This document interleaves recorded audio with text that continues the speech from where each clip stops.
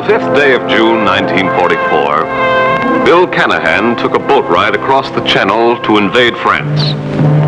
His job was to drive a tank.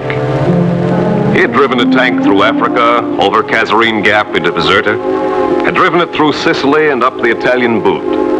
And now he was going to drive it right into Paris and through Paris to Berlin. Yes, Bill was all set to finish the job and finish it quickly. Because like everybody else, he wanted to go home. Like everybody else on that fateful day, he prayed for victory. Hey, Bill, what are you going to do after you get home? Go back to the foundry, I guess. Haven't you swallowed enough dust and dirt yet? I did all right in that diet, didn't I? Why should I change when the war's over? What about the heat and the noise? Yeah, they don't bother me. Nothing ever bothered Bill. All he wanted was to win the war and then go home. Look up his old pals in the foundry and brag a little about the things he'd seen and the good job he'd done. Hey, Bill, you think your pals back home are doing a good job? What do you think? I don't know. I hear they're griping a lot and quitting their jobs. Sure, they're griping. We're all griping. But they aren't quitting. Look at all the stuff they're sending us. Look up there.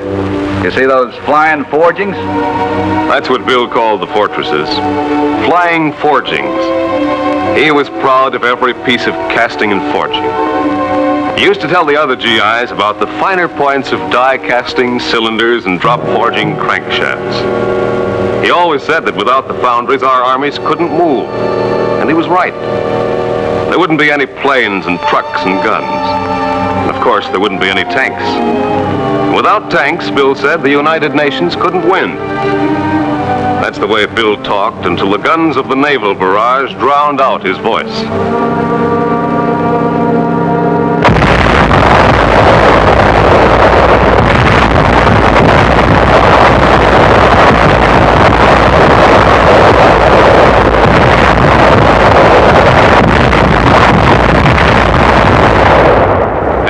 Lifted toward dawn, the small landing craft were racing toward the invasion coast. The infantry was going in to establish a beachhead for Bill's tank.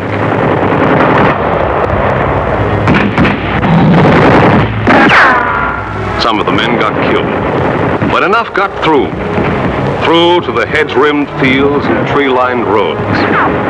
And then came the tanks. Soon Bill was up in front, shooting his way inland. Before long, he had helped to conquer the first French town.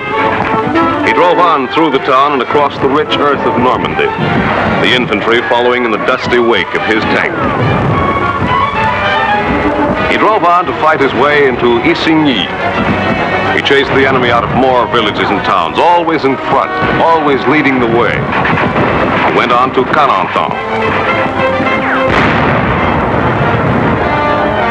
He fought his way into the city and drove through the cheering crowds of Frenchmen who climbed all over his tank. Only 34 more kilometers to Cherbourg. Bill had just passed Sainte-Mère-Eglise when it happened. He was going ahead at full speed when a German 88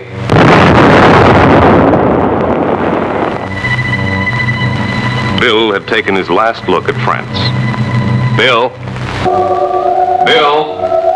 Yeah? Bill, is there anything you'd like to do before you leave this earth? I wish I could go home once more. All right.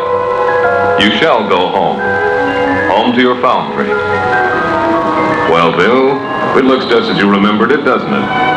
The sun pouring through the roof, the sound of clanging steel, the smell of sand, the fumes rising into the dusty air. It hasn't changed, has it? Same old crane rattling overhead. Same old noise. They're getting ready to pour the steel, and here it goes.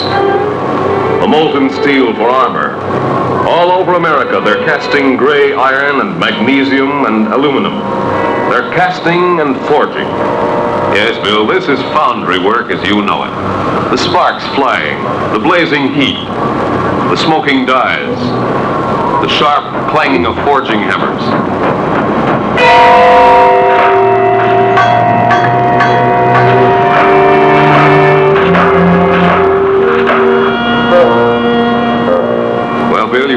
remember this spot. You used to wait here for Jack's whistle. That was the signal for you to pour the steel, turret rings for tanks.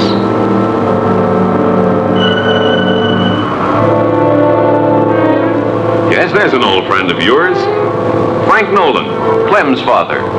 Still checking cores. Hiya, Frank. Clem wanted me to say hello if I got back. He's a swell soldier, and he said if I can't hear you, Bill.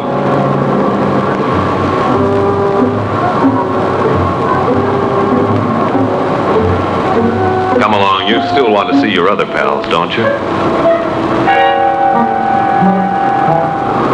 Ziggy and Leo McClinsky, Bill. Yeah, that's right. Ziggy and Leo McClinsky. They're turning out cores just like they used to. And here are Manny Berkowitz and Frank and Ray Sheppelry. They're a swell team, always on the job. Look over here, Bill. Watch Nick swinging his grinder.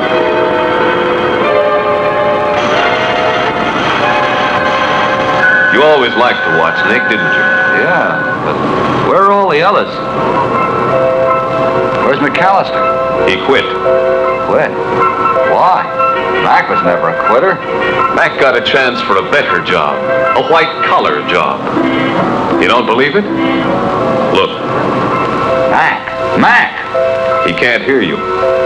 Look at these benches. You remember Harry Kleiner? He quit for this. And Al quit for this. Why? They all had their reasons. Mac said it was too hot. Harry couldn't take the dust. With Al, it was the noise. Yes, they all had their reasons. Come, I'll show you something. This is a big new iron foundry.